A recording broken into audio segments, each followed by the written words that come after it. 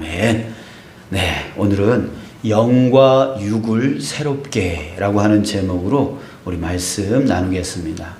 자, 여러분, 곡식이 다 익으면 추수를 합니다. 그래서 추수한 곡식을 창고에 쌓게 되어집니다. 자, 성경은 추수에 대한 말씀을 많이 하는데요. 자, 이것은 천국과 관련해서 말하고 있습니다. 그러니까 곡식이 다 익어서 추수하고 그 곡식을 창고에 들여 쌓듯이 우리 신앙인들도요, 마지막 때에 추수되어져서 천국에 들어가게 되어진다라고 하는 것이에요. 자, 그런데 추수할 수 있고 또 창고에 들어갈 수 있는 그 곡식은 반드시 조건이 있는 것입니다. 어떤 조건이 있을까요? 익어야 된다는 거죠. 그죠? 익어야 된다는 거예요. 다 익어야 된다라고 하는 거예요. 익지 않은 곡식을 또 때가 됐다고 해서 그냥 추수해서 걷어들이지 않는다라고 하는 것입니다. 자, 그렇기 때문에 천국에 들어갈 수 있는 신앙인도 마찬가지예요. 결국 곡식처럼 추수 때에 맞춰서 다 익어야 되는 거예요. 천국에 들어갈 정도의 준비가 되어 있어야 된다라고 하는 것이죠. 사랑하는 여러분, 우리 지금 아주 심각한 질문을 우리 자신에게 던져 보았으면 좋겠습니다.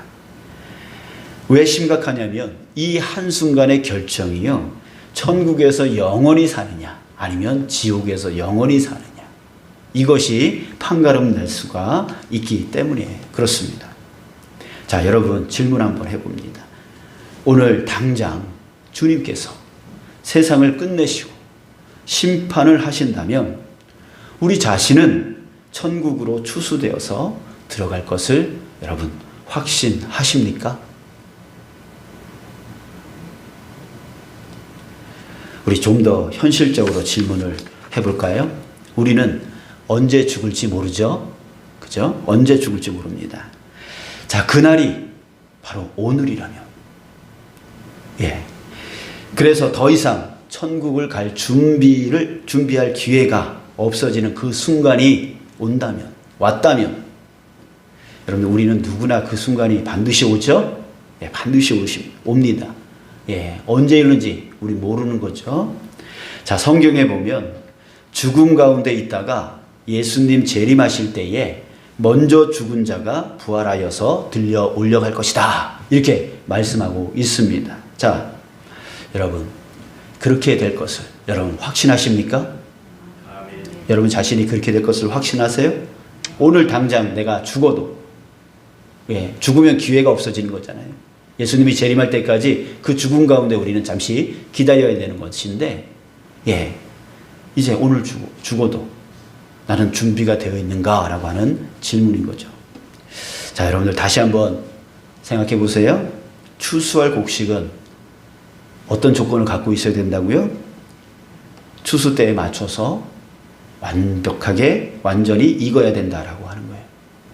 사람은 추수하다가 완전히 익지 않은 곡식을 추수할 수도 있을 겁니다. 하지만 완전하신 하나님은 결코 실수하지 않으시죠. 자, 어떻게 생각하세요? 여러분들, 우리 다시 한번 심각하게, 나는 오늘 내가 당장 죽어도 천국에 들어갈 수 있는 그렇게 익은 곡식인가? 자, 우리 한번 생각해 봤으면 좋겠어요. 자, 여러분들, 근데요, 진짜 문제는 저에게 있는 것 같아요. 이게 왜 무슨 소리냐면, 영혼들을 천국으로 잘 이끌어가라고, 또 천국에 들어갈 준비를 잘 시키라고, 저를 목회자로 하나님께서 불러주셨는데, 그 사명을 온전히 감당하기가 정말 힘든 것이죠. 그래서 저는 가끔씩 참 고민이 많이 됩니다. 이러다가 남들 다 천국 가는데 나 혼자, 우리 그런 우스갯소리가 있죠. 천국에 가면 목사가 제일 적다고. 목사가 제일 적다고 하는 말이 있습니다. 그 다음에 누굴까요? 그 다음에 또 누굴까요? 여러분들 상상 가운데 생각해 보셨으면 좋겠는데, 아무튼 간에 그것만 생각하면 참 걱정이 태산입니다. 내가 더 잘해야 되는데 이런 생각을 하게 되어져요. 자, 그런데 여러분, 천국 가는 준비가 왜 이렇게 어려울까요? 왜 이렇게 어려운 걸까요? 우리 출애굽을 보면 알 수가 있어요. 모세가 가나안 땅으로 이스라엘 백성을 인도할 그 사명을 받아서 이스라엘 백성들을 출애굽시켜서 끌고 갑니다. 자, 그런데 이 백성들은요, 끊임없이 그 눈이 어디를 향하고 있냐면 자기네들을 430년 동안 종살이를 했던, 종으로 부려 먹었던 그 땅. 그 땅은 원래 어떤 땅입니까? 그들에게 죄악에 물들게 했던 땅이었습니다. 그리고 우상을 섬기게 했던 땅이었고요. 그리고 노동으로 고통스럽게 만들었던 땅이었습니다. 근데 그럼에도 불구하고 계속 그들의 눈은 그 애굽 땅을 자꾸만 그리워하고 그곳으로 돌아가겠다 하면서 그 집어낸 모세를 원망하고 또 그 모세를 이끌어 나가는 하나님을 원망하는, 끊임없이 그 지도자를 원망하는 그 백성들의 모습을 우리가 보는 것이죠. 자, 왜 그래요? 왜 그렇습니까? 가나안으로 가는 과정에서 조금만 힘들어지면, 조금만 자신의 그 육적인 문제가 생기면, 마음에 어떤 문제가 생기면 그때마다 그 애굽 땅을 쳐다보고 있다는 거예요. 그때마다 애굽 땅을 그리워한다라는 거예요. 어떤 육적인 문제, 물이 없거나 음식이 없거나 어떤 육적인 만족을 채워주는 그런 문제가 생기기만 하면 그 먹었던 때, 먹을 수 있었던 때, 그 땅이 죄악의 땅이고 우상의 땅이고 고통스럽게 했던, 육신적인 노동으로 고통스럽게 했던 땅, 그런 거 생각을 안 하고 그저 내가 배고프니까 그 채울 수 있었던 그 땅, 내가 목마르니까 그 목마름을 해결했었던 그 땅, 이런 식으로 끊임없이 그 땅을 생각하게 되어지는 거예요. 그때가 좋았는데. 우리가 이렇게 육신의 문제, 육적인 욕구가 채워지지 아니하면 자꾸만 집중하는 게 뭐냐면 채워졌을 그때, 또 채워줄 수 있는 어떤 것들, 그것들을 향해서 눈이 돌려지는 게 바로 누구다? 바로 저와 여러분, 우리 인간이다라는 거예요. 그러니까 하나님이 모세를 통해서 가나안 땅, 천국으로 이끌어 가려고, 젖과 꿀이 흐르는 땅으로 이끌어 가려고 끊임없이 노력하는데, 그 인간들은, 우리를 포함해서 그 인간들은 끊임없이 자기네들이 육적으로 만족했었을 그 곳을 향해서 끊임없이 집중하고, 그것이 채워지지 않는 것으로 인해서 왜 우리를 더 고통스럽게 하느냐, 왜 우리를 고난스럽게 하느냐라고 하면서 그 지도자를 이끌어 나가는 하나님을 끊임없이 원망을 하게 되어지는 것입니다. 여러분, 이게 인간이에요. 저를 포함한 모두가 다 이것에 포함되어 있는 것이죠. 그러기에 우리 모두가 천국으로 갈 수 있는 이 준비를 하는데 힘든 거예요. 우리가 정말 노력하고 애쓰지 않으면 안 되는 것이죠.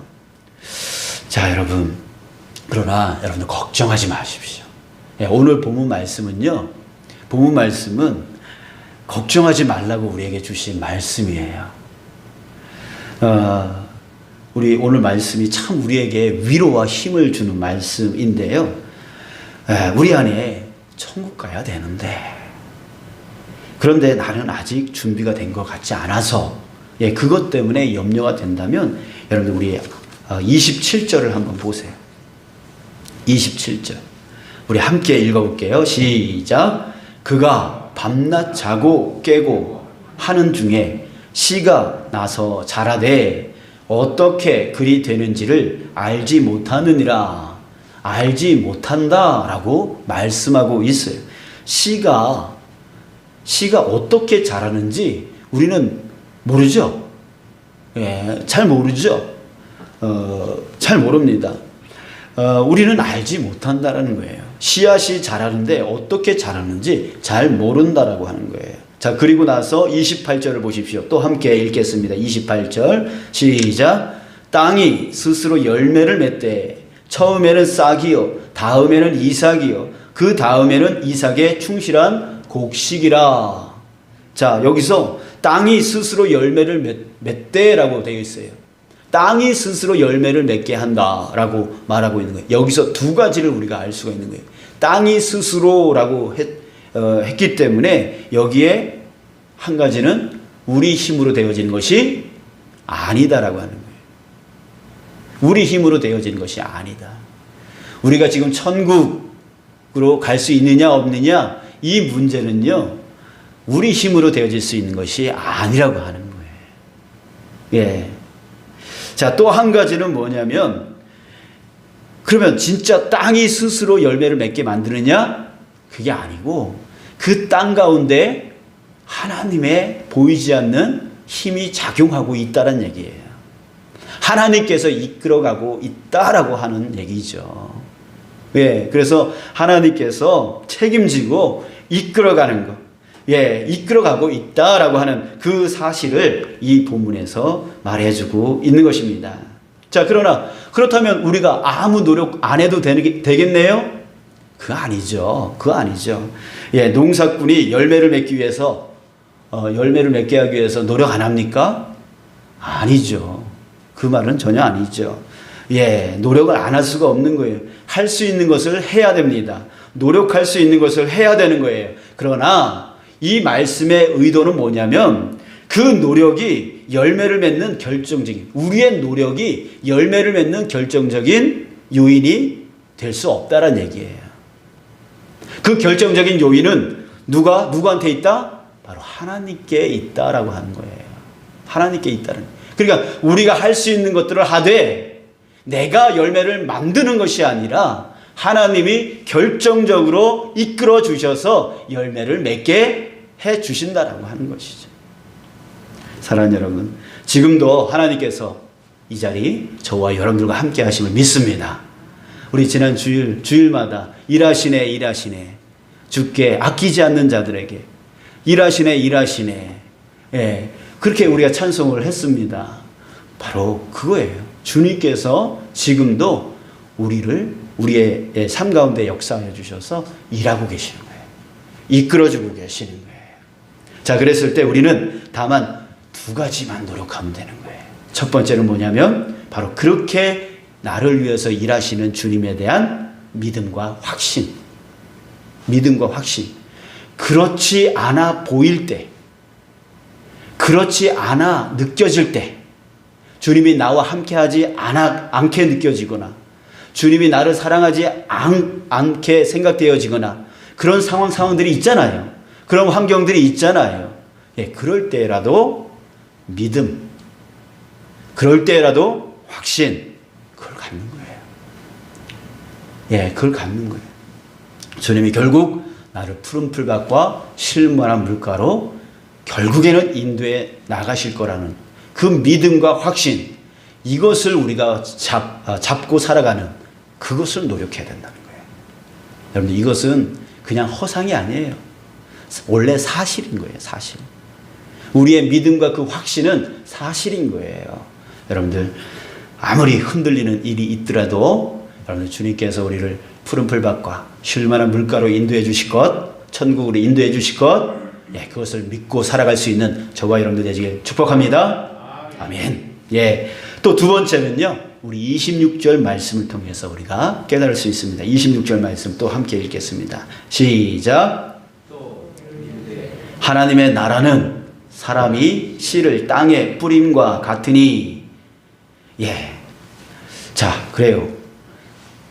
여기서 보면은 사람이 씨를 땅에 뿌림과 같으니 라고 되어 있어요.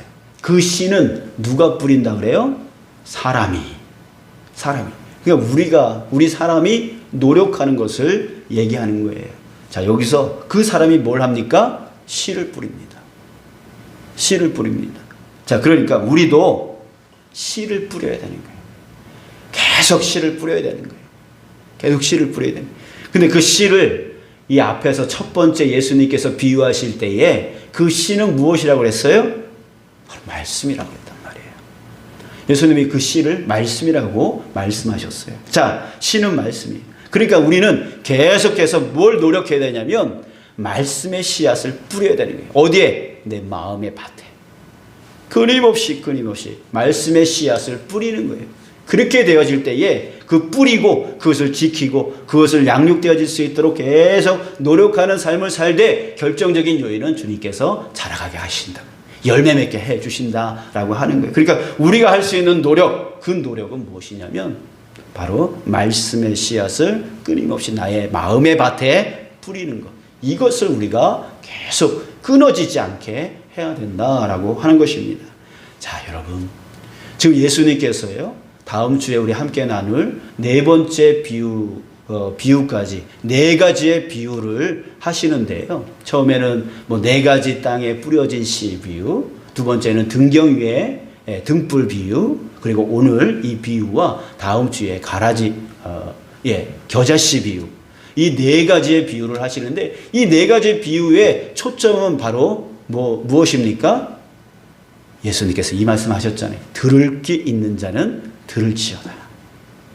이 결국은 그 열매, 씨에 대한 열매를 맺게 만드는 것, 그리고 결국은 천국으로 우리가 갈 수 있는 것, 그 시작은 바로 무엇부터 시작해야 되냐면 들을 귀서부터 시작해야 된다라고 지금 예수님께서 이 네 가지 비유를 통해서 우리에게 강조하고 네 번씩이나 강조하려고 하고 계시는 거예요. 여러분, 그 씨앗이 뿌려져야 돼요. 이게 바로 들을 귀 있는 자는 들을지어다. 이것을 또 예수님께서 말씀하고 있는 것이죠. 여러분, 사순절입니다. 어느 목사님이 이 사순절을 이렇게 표현하시더라고요. 사순절은 리모델링의 시간이다. 리모델링의 시간이래요. 영적으로 리모델링하는 시간, 또 육적으로 리모델링하는 시간. 그 시간이라는 거예요. 여러분, 우리가 이 사순절 기간, 이 기간 동안에 여러분 저와 여러분들이 영적으로 육적으로 리모델링 되어지는 그 귀한 시간이 되어지길 축복합니다.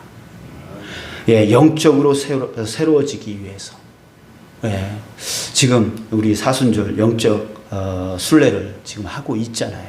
저는 지금 이것을 통해서 영의 새로움을 위해서 지금 특심의 마음을 갖고 저를 위해서 기도하고 있고 또 저에게 기도 제목을 나눠주신 분들을 위해서 지금 기도를 하고 있습니다. 자, 또 영적인 것만 새로워지면 다 되나요? 아니에요.